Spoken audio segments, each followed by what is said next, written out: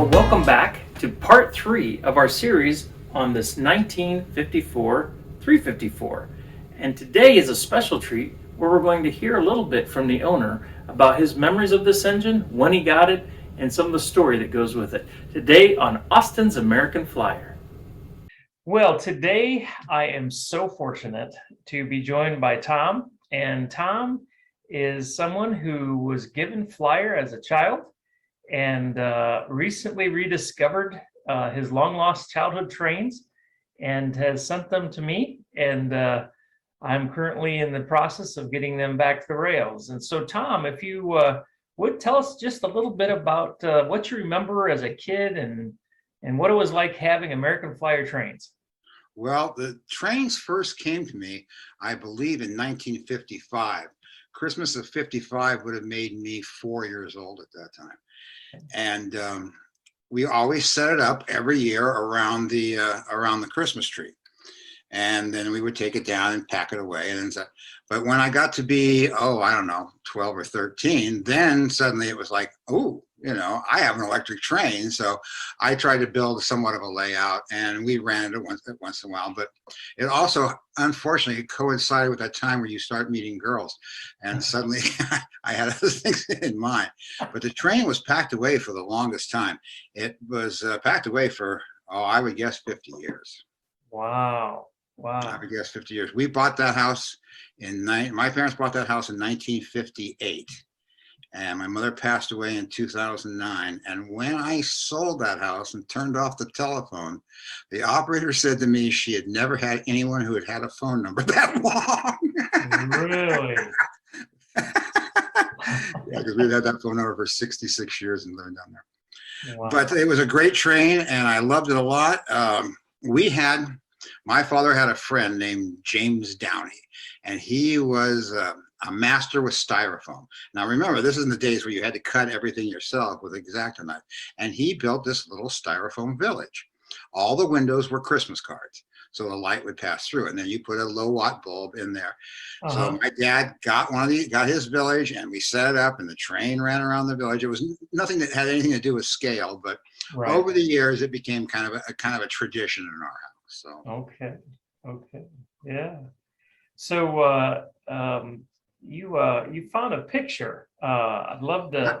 I found a picture from Christmas 1956, and the reason I know it's 1956 is because my little sister's in it. Unfortunately, I am not. But if I don't know, you'll have to tell me whether you can see it or not. Yeah. At the very bottom, down by my sister's feet, you'll see some pieces of track and the black unit. Yeah. And it was, at this point, it's post-Christmas, so we're obviously taking it apart and putting it away for the year. But we have to get one last picture of my mom and my sister. Oh, that's so great. That is so great. Yeah. And so tell me a little bit about what it was like with your trains as a kid and preparation at the end of the season, and what did you do with them? I'm old enough to be... I remember I came in right at the end of the Great Train era. Remember, for 150 years, trains were the thing. Kids had electric trains because trains were the thing. I mean, Eric came to town. My grandmother came out from Iowa once every year, and we'd go down to the train station and we'd pick her up. And sometimes it was around Christmas, and so we would have that train set going. And it was all part of one big conglomeration. But we would dig it out right around Thanksgiving because my dad liked to fiddle with it. And my dad wasn't the greatest mechanic in the world, but he liked to fiddle with things, and he wanted to make sure the train went forward and went backward, did all the things it was supposed to do before he went to all the trouble of placing it around the Christmas tree and then finding out he had a problem. Because my dad was like that. He at least planned ahead. And then we always took it was a tradition in our house. We decorated the train was put up earlier, but we didn't decorate the tree until Christmas Eve, and we took it down on New Year's Day. That was just like, I guess my father or my parents had done that before, so that's what we continued. So that picture I just showed must be around New Year's Day because the train's going into the box. And then it went up in the closet and stayed there. And it was my only electric train for the longest time. And then I had an older brother who was actually 20 years older than me and 17 years older than me. And he had an old Lionel set from the 40s, and they sent me out that train, and not much of it worked, but it was very cool because it had car ads from the 40s and stuff. Wow. It was a real 40s set. But sometime later, my mother said, "Yeah, I gave your train away," and my heart just stopped because I thought she meant the Flyer, but what she meant was the Lionel set, and it's like, oh. Okay. Because American Flyer, I mean, it was so much more realistic. I mean, it's always cool to see the Lionel trains go by, and they got a lot of stuff, and they've been back for years, and they're still out there plugging. You got to give them credit for that. But the American Flyer stuff looked real.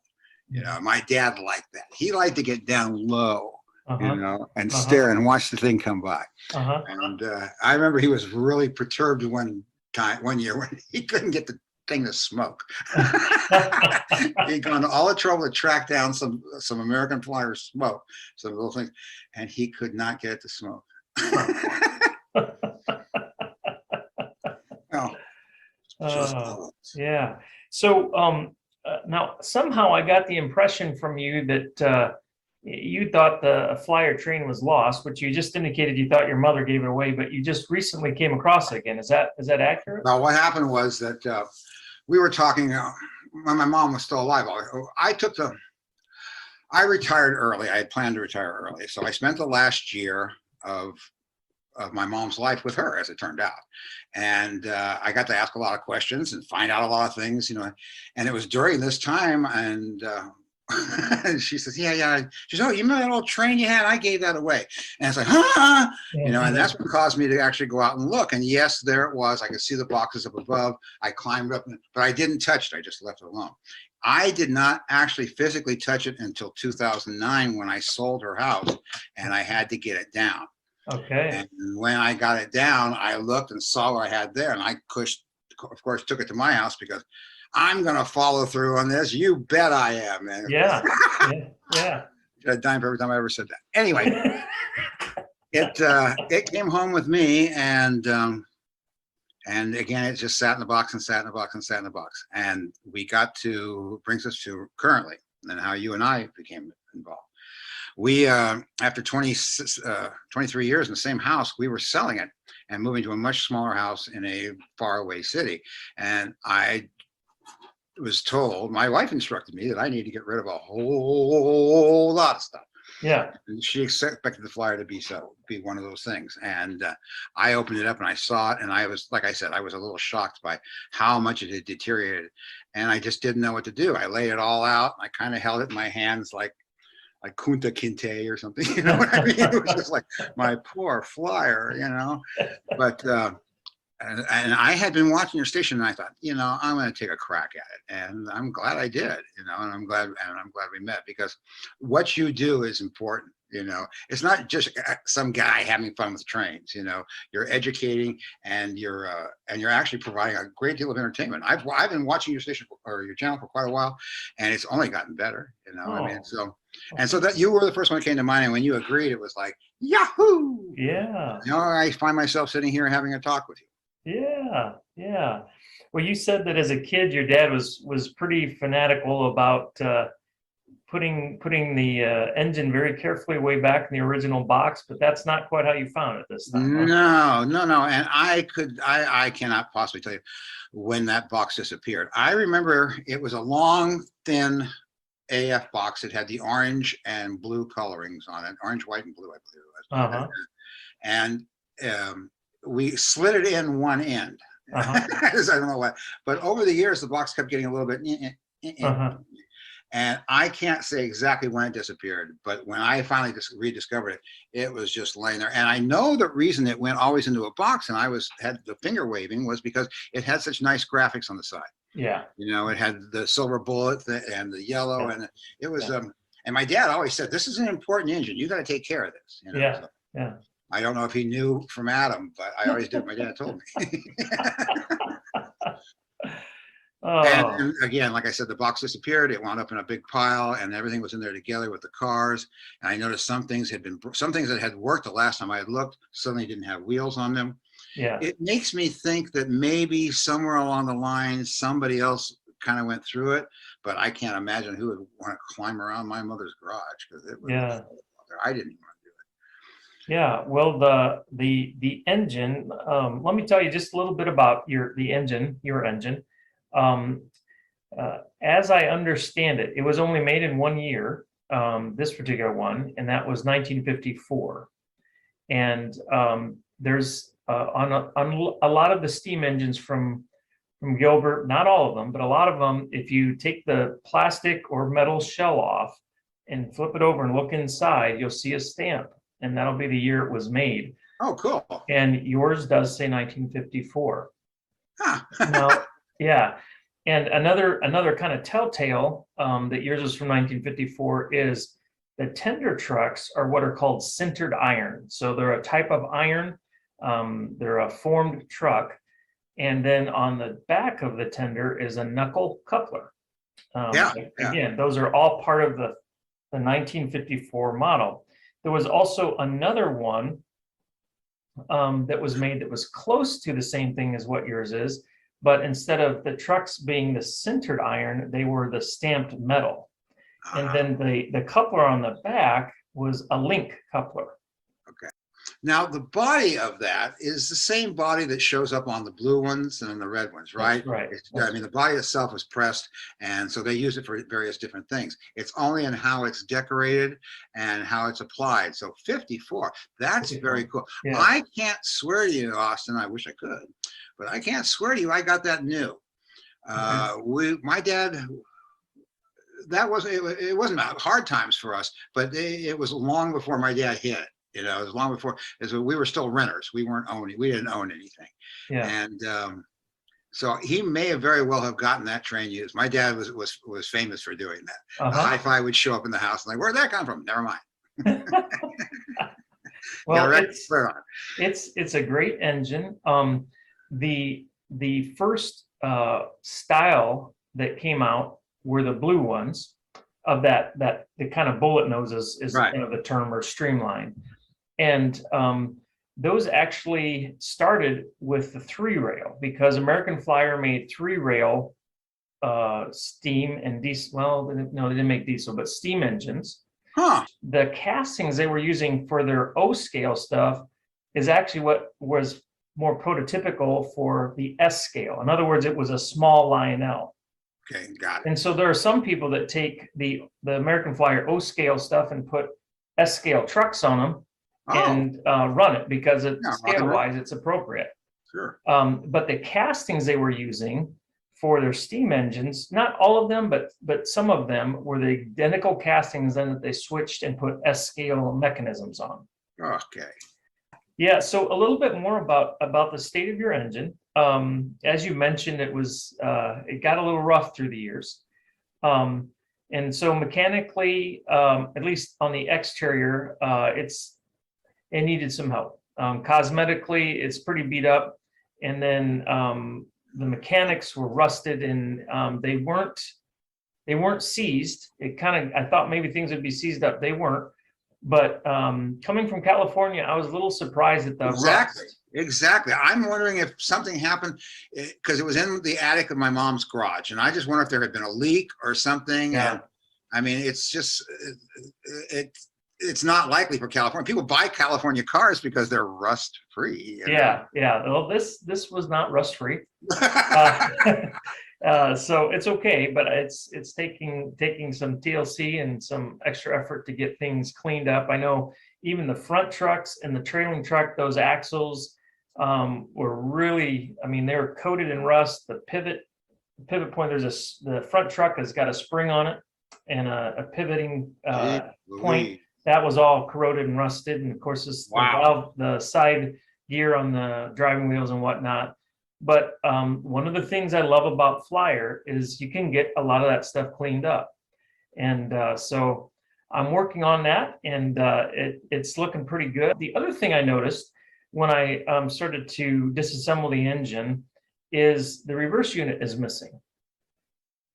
So the reverse unit is what would make the engine go forward or reverse. Right. So at some point, and I'm guessing this was after you were done playing with it, somebody had pulled out the reverse unit and put what's called a bridge rectifier diode in there. And what the bridge rectifier diode does is it converts AC to DC current, which the motors in Flyer engines can run off of DC current or AC. They don't care. Right. The problem you run into is you can't reverse it unless you put in a reversing switch that actually reverses the polarity. Because, as you know, DC direct current is that. It only goes one way. Yep. Knowing my dad, I can come up with a scenario where that might have happened, but it's so far-fetched. I mean, it's just so far-fetched. My dad would get a bug up his butt, and every once in a while he'd go take on a project, and he'd do something, and then he'd find himself, like a lot of other dads, up to his elbows in trouble. So he'd seek out someone, and I just wonder if maybe when I was in high school or something, he did that. He never said anything to me about it. My dad passed early. My dad passed in 1973. So it's not like I had a lot of time to talk to him about any of the stuff he did, but I just wonder, because I can't account for that. Yeah. I absolutely cannot account for that. Yeah. I put it in a box as a little boy, and then back then as an old man. Yeah. and in between. Well, yeah, it really doesn't matter. It'll be part of the process of rebuilding it. And my plan is to restore it cosmetically, mechanically, but leave it in DC only. And I did purchase an E unit or reverse unit for it, but I'm going to go ahead and just do some experiments with it, leaving it as it is. So, I mean, walk me through this. If they changed both of those locomotives, and I had put them on a regular track with an American Flyer transformer power unit, they wouldn't have moved. They would have, yeah, they will move, because that little bridge rectifier converts the power signal, or converts the current style. Oh. So they'll work. You won't hurt anything. The only challenge you run into potentially is if you want to change direction. Right, you want to go backwards. Yeah. You know, it's entirely possible my dad would do something like that, and God love him. You know, I mean, he that was entirely up his league. Well, why are you there? Why don't you change the motors? So I don't know, but boy, thanks for explaining this all to me, because I'll tell you what, I was gobsmacked when I saw what that thing looked like. So it's obvious that things went on that I did not know about involving my railroad. So yeah, I remember seeing some pretty extravagant American Flyer layouts when I was a kid. We had a place called Toy World. Okay. I grew up in, and these folks took over their whole. Took over both windows of the store, and then at night when the store was closed, there was a bridge that went across between the two worlds, and the trains could pass and do this. Wow. It was quite something. I had my nose pressed against that glass a lot of the time. So. Wow. Yeah. Oh, that's awesome. Thank you so much, brother. It's very cool to hear all this stuff. I mean, it's surprising as heck, but it's very cool because the stories your things can tell you, you know? Yeah. I mean, seriously, I had these trains led a secret life. You know, these trains could have performed espionage somewhere. Who knows, you know? I mean, I didn't know. Yeah. I thought they were in a box someplace, nice and safe and put away. Yeah, yeah. Oh, railroads were just such an integral part. I mean, you would probably know more than I would, but when was the first commercial railroad built for a kid? It's got to be the 1800s. I've seen 1800s, the first electrical trains. Now they were very, very big and crude, but before that there were pull behind. Okay.